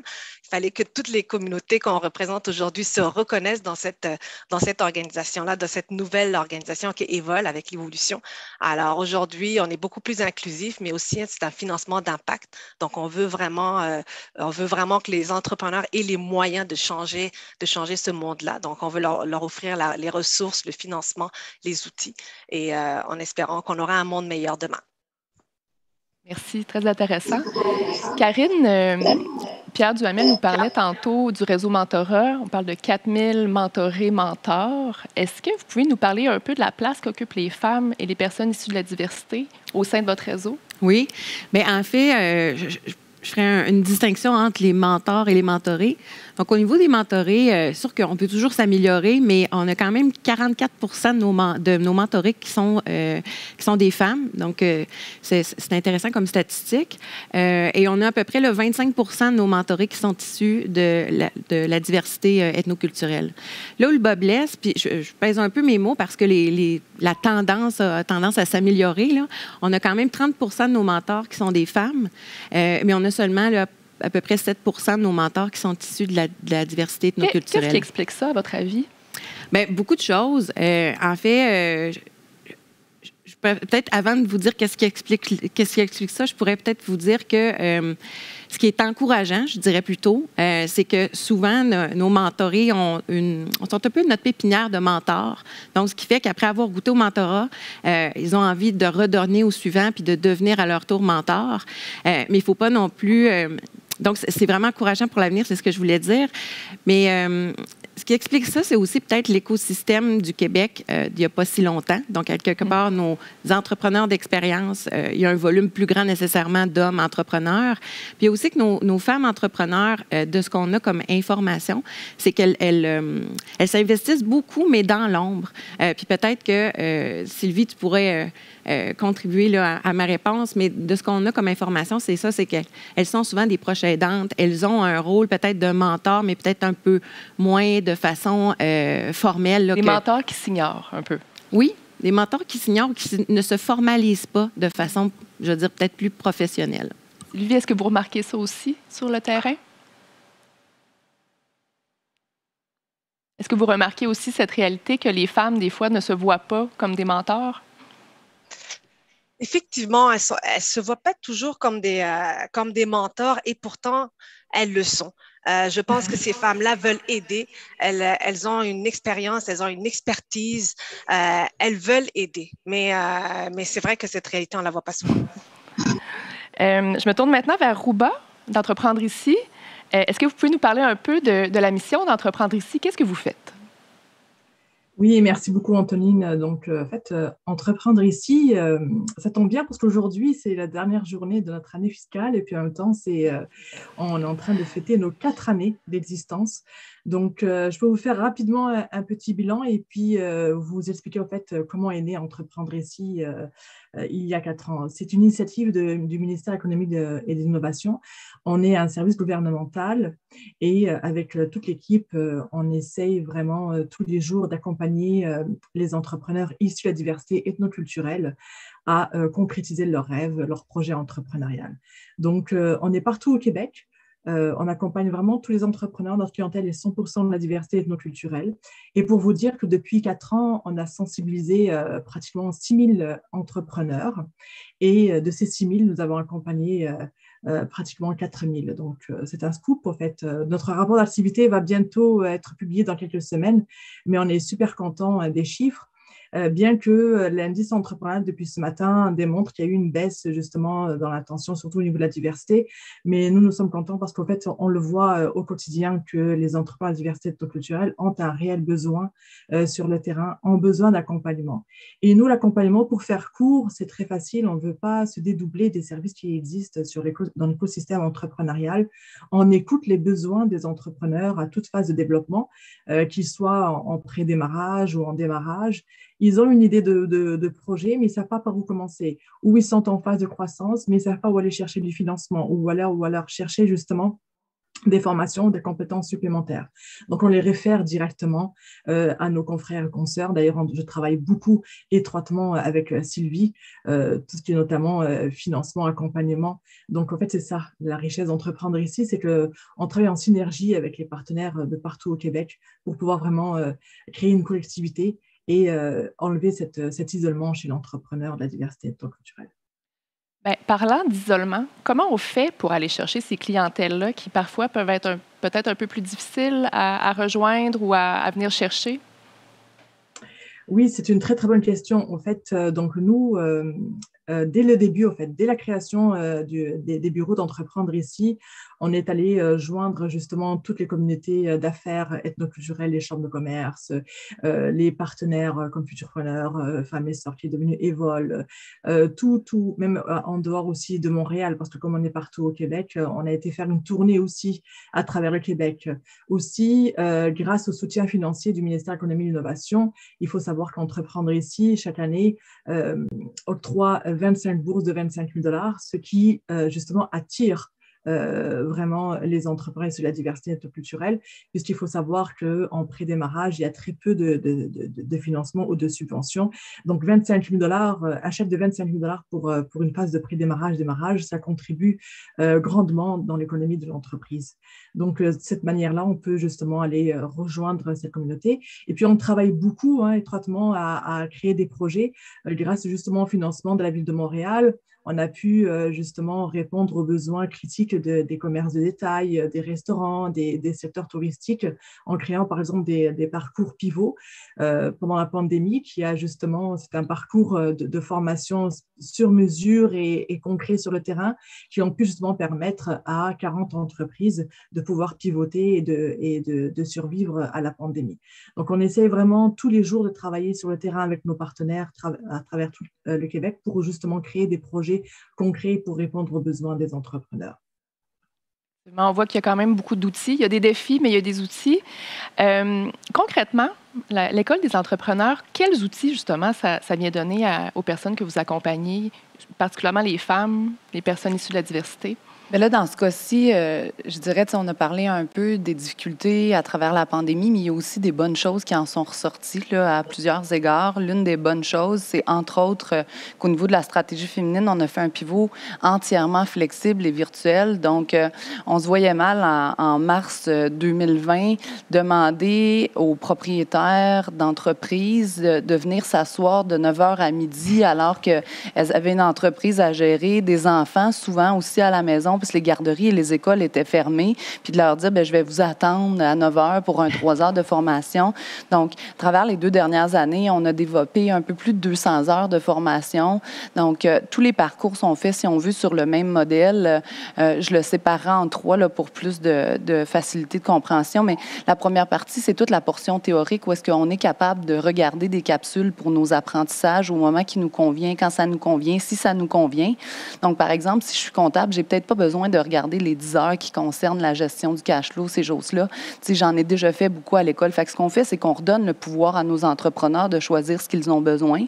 Ensuite, il y a toute la portion où est-ce qu'on a développé un espace où à chaque semaine, on les voit. Donc, il y a des discussions hebdomadaires. Elles peuvent venir nous parler. Je ne vous cacherai pas qu'au début de la pandémie, on parlait beaucoup de la réalité dans laquelle on vivait parce que c'était très difficile. On l'a créé pour que ce soit un endroit pour se déposer. Puis maintenant que les choses se placent un peu plus, bien, on a beaucoup de discussions, par exemple, avec des spécialistes. On a des discussions sur des enjeux réellement entrepreneuriaux, sur, par exemple, comment mettre en marché un nouveau produit ou faire un pivot. Là, on en parlait au niveau des technologies, toutes ces choses-là. Puis le troisième pas, c'est l'accompagnement individuel ou collectif. En démarrage, on considère que le collectif est important parce que ça nous permet de sortir de notre tête puis de brasser les idées avec les gens qui nous accompagnent. Puis de l'autre côté, bien, en croissance, en exportation, là, on est sur de l'individuel parce que réellement, les enjeux, ils sont très propres à l'organisation et à l'entrepreneur. En vous écoutant, j'ai l'impression que vous avez créé une espèce d'environnement qui est très inclusif à la base. Et si on pense aux clientèles plus ethnoculturelles, vous n'avez pas besoin nécessairement de faire des programmes clientélistes en tant que tels parce que c'est tellement individualisé, c'est tellement flexible, puis ça tourne autour de la personne que de facto, ça devient un peu adapté. Vous pensez aux personnes issues de la diversité? Oui, tout à fait. En fait, moi, je suis entrepreneur depuis l'an 2000, puis quand je suis rentrée à l'école, c'était par désir, justement, d'apporter un peu de ce que moi, j'avais vécu. Puis je trouvais, à certains égards, il y a quelques années, que c'était pas toujours facile de trouver l'aide dont on avait besoin. Fait que quand j'ai eu l'opportunité de redessiner des choses avec la pandémie, qui était comme complètement nouvelle comparativement à ce qu'on faisait, là, le entièrement en ligne, je veux dire, nous donnait beaucoup plus de flexibilité. Bien, c'était un peu ça l'idée, c'était de dire, OK, bien, tu te considères comme une femme, tu vis dans les 17 régions du Québec, tu as un horaire de jour, de soir, de fin de semaine, tu travailles en même temps que tu es en train de te partir en affaires, tu es proche aidante, tu as les enfants à la maison. Bien, dans ce que nous, on a bâti, bien, tu vas te retrouver, puis tu peux faire les formations à ta vitesse, à ton rythme, autant de fois que tu le souhaites. Tu peux les regarder, les re-regarder, tu peux revenir faire les ateliers, tu peux venir discuter toutes les semaines. Fait que l'idée, c'était un peu ça, c'était d'accueillir tout le monde dans leur unicité, si on veut, puis de répondre aux besoins de cette façon-là. Intéressant. Je reviens à Sylvie. À quel stade l'entrepreneur vient-il vous voir? Alors, c'est sûr que nous, avec notre nouveau fonds de plus de 50 millions, c'est vraiment pour du financement. Donc, habituellement, c'est sûr que les entrepreneurs viennent nous voir quand ils ont des projets. Ça peut être des projets de croissance, ça peut être des projets de démarrage, des projets d'acquisition, de reprise. Donc, habituellement, ils ont un projet, ils ont un plan d'affaires, ils ont des prévisions financières, ils ont des états financiers. Donc, ils ont tous ces documents-là. Donc, vraiment, la porte d'entrée, habituellement, les entrepreneurs, c'est vraiment pour aller chercher du financement de 20 000 jusqu'à 75 000 quand ce sont pour des projets de démarrage, mais on peut aller aujourd'hui jusqu'à 450 000 avec notre nouveau fonds de plus de 50 millions. Donc, ça, c'est vraiment la première façon ils nous approchent souvent pour du financement. Maintenant, c'est sûr qu'on a développé plusieurs outils au cours des dernières années. Donc, on a un nouvel outil d'ailleurs quand les entrepreneurs n'ont pas un plan d'affaires parce que, bon, ils ont entendu qu'on avait du financement, mais ils n'ont pas de plan d'affaires. On va les rediriger vers un nouvel outil, d'ailleurs, qu'on a développé récemment, un outil interactif, vraiment un plan d'affaires c'est gratuit, c'est en ligne, qui a été d'ailleurs développé en collaboration avec plusieurs partenaires, dont Entreprendre ici, qui est avec nous. Donc, vraiment, ça leur permet aussi de monter ce plan d'affaires-là, justement, pour se préparer à du financement. Bien entendu, oui, il y a le plan d'affaires, il y a le volet financement qui est important, mais on a aussi développé plusieurs solutions d'accompagnement. Puis on s'est rendu compte qu'un des éléments qui était aussi très important dans l'évolution entrepreneuriale, c'est tout le volet, on parle beaucoup de l'éducation financière, la littératie financière, qui est très, très importante, surtout pour les communautés de la diversité. Donc, on a développé énormément de capsules, justement, qui touchent principalement la gestion financière, les chiffres, comprendre ses états financiers, ce qui est quand même très important. Donc, on a développé énormément de capsules aussi pour développer ces compétences-là au niveau de la littératie financière. Puis aujourd'hui aussi, vraiment avec le volet développement durable, qui est aussi très, très important, comment intégrer l'impact social, l'impact environnemental dans le plan d'affaires. Donc, on a le volet, oui, financier, mais on a aussi développer toutes sortes de solutions aussi d'accompagnement, des cellules de co-développement, parce qu'on le sait déjà, beaucoup les entrepreneurs de la diversité, ils n'ont pas toujours un un grand réseau.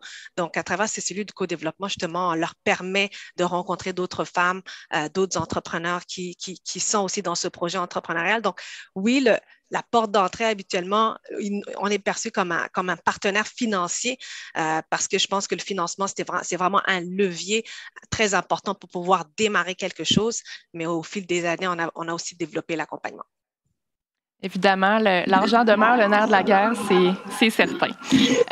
Rouba, tantôt, en parlant de la mission d'entreprendre ici, vous avez quand même touché à quelques défis. J'aimerais qu'on approfondisse un peu. C'est quoi les principaux obstacles pour les entrepreneurs issus de la diversité ethnoculturelle? Oui, tout à l'heure, justement, Pierre Duhamel et puis Louise Cisdos ont parlé de quelques barrières qui existent encore aujourd'hui en 2022, puis on le voit sur le terrain avec les entrepreneurs qu'on accompagne. C'est toujours les mêmes barrières qui existent depuis quelques années. La première contrainte, c'est la méconnaissance de l'écosystème. Donc, un entrepreneur qui soit né ici, un entrepreneur à la diversité ethnoculturelle natif ou un entrepreneur qui vient d'arriver moins d'un an, 5 ans ou il y a 10 ans, il ne connaît pas les ressources qui sont à leur portée, à sa portée localement. Donc, nous, c'est ça, notre porte d'entrée, c'est de pouvoir déjà dresser une cartographie de toutes les ressources qui existent à sa phase de développement. Ça, c'est la première barrière. La deuxième barrière, c'est aussi la culture d'affaires au Québec. Les entrepreneurs immigrants, ils arrivent, ils ne connaissent pas, ils pensent que parler français, notamment pour les Français, ça va être facile de monter un projet d'affaires, mais ils se rendent compte qu'en fait, la culture d'affaires au Québec est complètement différente. Donc, il faut absolument s'intégrer et puis surtout s'imprégner de la culture d'affaires au Québec. Puis la troisième, Sylvie justement en parlait, c'est vraiment la barrière au financement. Mais la barrière au financement, ce n'est pas parce qu'il n'y a pas de financement. Il y a du financement. Les ressources justement financières sont là, que ce soit les banques, que ce soit Futurpreneur, Evol, etc. Les barrières financement, c'est notamment l'éducation financière. Parce qu'en fait, préparer un dossier de financement, les entrepreneurs, ils ne sont pas outillés ou ils sont mal accompagnés.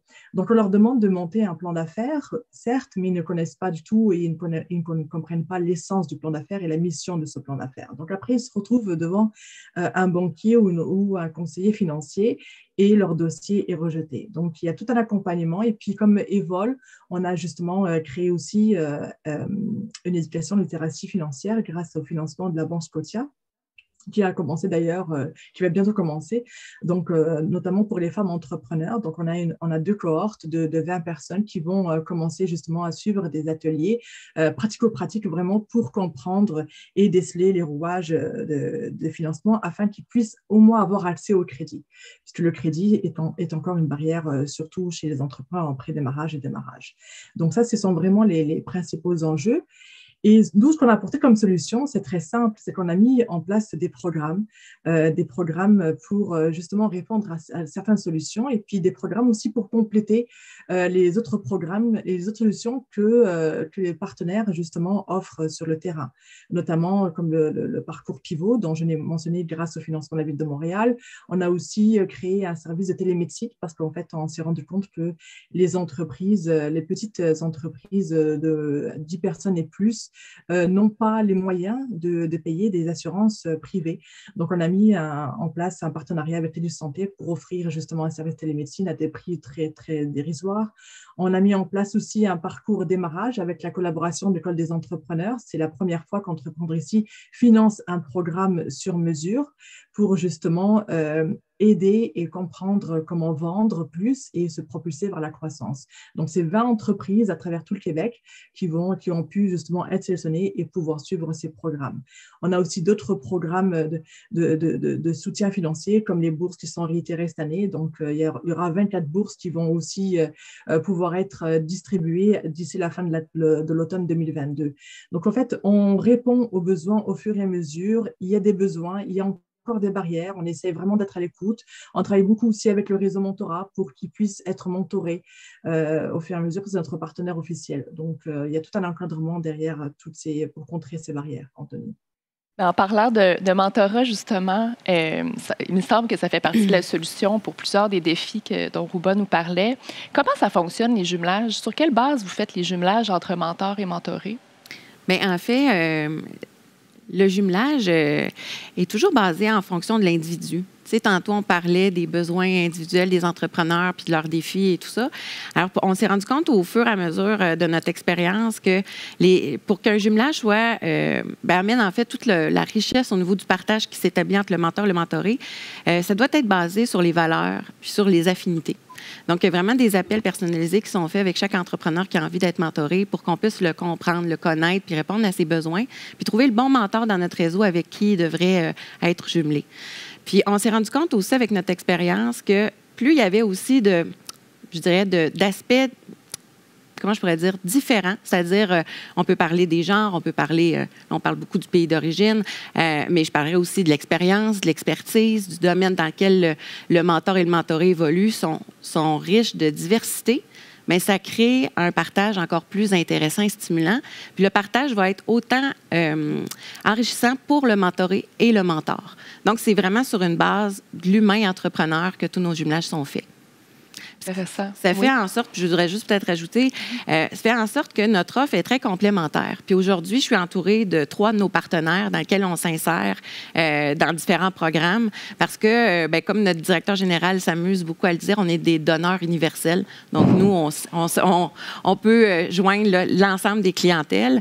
Puis ce qui est important pour nous, parce que tantôt, Rouba parlait de s'imprégner de la culture. Puis j'ai un projet en tête, là, d'ailleurs, que je pense que ça met bien en image ce concept-là. On travaille avec le regroupement des jeunes chambres de commerce sur un programme qui s'appelle Entreprendre en région.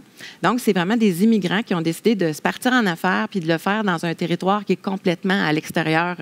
Souvent, c'est dans des régions éloignées, puis c'est un territoire sur lequel ils n'habitent pas présentement. Et par le programme, on les jumelle avec un entrepreneur de cette localité-là. Ce qui fait que la relation mentorale qu'ils ont avec leur mentor les aide non seulement à se développer en tant qu'humain entrepreneur, mais aussi à s'imprégner de la culture locale puis à s'insérer beaucoup mieux dans leur communauté d'affaires.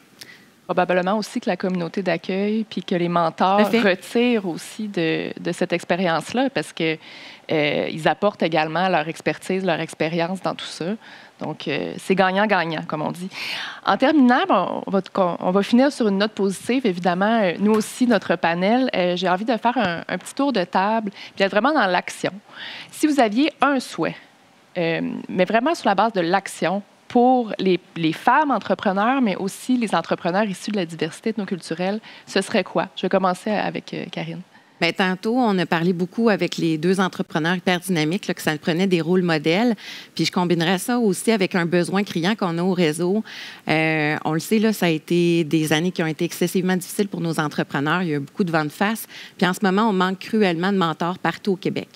Alors, si vous êtes un entrepreneur, vous nous écoutez, vous avez de l'expérience, puis vous avez à peu près 3 heures par mois à consacrer, bien, je vous encourage fortement à aller sur notre site web qui est réseaumentorat.com et vous inscrire en tant que mentor.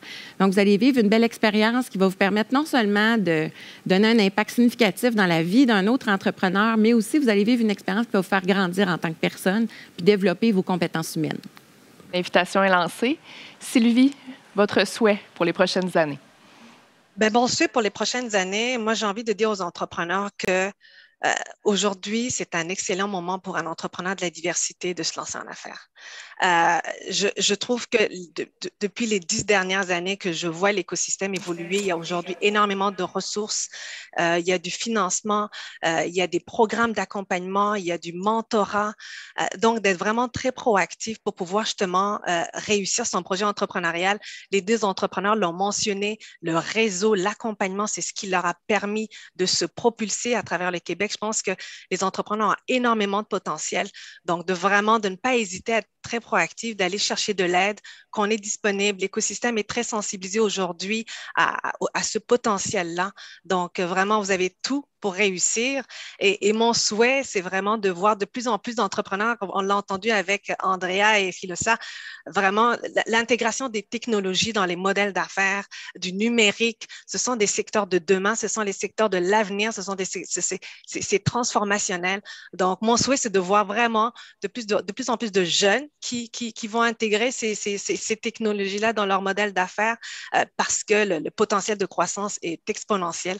Alors, vraiment, c'est vraiment ça mon souhait et je leur dis que nous, en tant que partenaires, on va être là pour justement les supporter puis s'assurer que ce potentiel-là vraiment permette à cet enrichissement au niveau du Québec. Là. Donc, voilà. Merci. Rouba, votre souhait?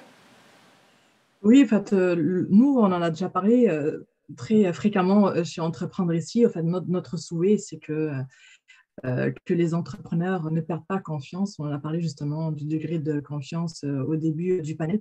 C'est très important parce qu'on le voit sur le terrain que le niveau de confiance diminue au fur et à mesure à cause de l'isolement, à cause des méconnaissances, à cause de toutes les barrières que puissent connaître les entrepreneurs à la diversité ethnoculturelle. Et je rejoins Sylvie, qu'ils soient accompagnés, qu'ils osent appeler les ressources, qu'ils osent être accompagnés, que ce ne soit pas un défi culturel de demander de l'aide. Donc, en fait, mon souhait, ce serait qu'on puisse justement briser ce code culturel de demander de l'aide. C'est une honte. Donc, qu'ils appellent les ressources locales. Elles sont gratuites, elles sont là. Donc, on est là vraiment pour les aider. Parfait. Le soutien existe, profitez-en. Le mot de la fin pour Stéphanie? Merci. Bien, écoutez, moi, je vais renchérir sur ce que mes collègues ont dit. Là, je pense qu'il est important d'oser. Oser, même si tout n'est pas parfait, oser, même si tout n'est pas prêt, oser, sauter, croire en nous, mais aussi oser briller parce qu'on le disait tout à l'heure par rapport au modèle. Tu sais, vous ne savez jamais, même si vous êtes en démarrage, si vous n'êtes pas le petit modèle ou le gros modèle qui va permettre à quelqu'un d'autre de faire le saut. Puis pour nous, l'écosystème, je fais le souhait qu'on continue à travailler en collaboration comme on le fait maintenant parce que ça amène justement une richesse encore plus grande pour les entrepreneurs qu'on a le privilège d'accompagner. Merci beaucoup. Merci d'avoir été avec nous aujourd'hui. Merci infiniment à vous tous et toutes. Merci, Antonine. Merci. Merci. C'est le mot de la fin pour moi aussi. Un merci tout spécial encore au ministère de l'Économie et de l'Innovation, qui est notre grand partenaire présentateur de l'indice. Merci aussi aux partenaires majeurs, la Banque nationale, la Caisse de dépôt et placement du Québec et l'Ordre des comptables professionnels agréés du Québec. Pour ceux qui sont curieux, le rapport, vous le trouverez sur le site de l'indice, www.indiceentrepreneurialqc.com. Moi et mon collègue Carl Marchand, nous aurons le plaisir, j'espère, de vous retrouver en mai, parce qu'il y a un autre lancement qui se trame, un tout nouvel indice qui portera son regard sur les magnifiques entrepreneurs issus de l'économie sociale. Alors, au nom du Réseau Mentorat, merci d'avoir été des nôtres et je vous souhaite un magnifique printemps.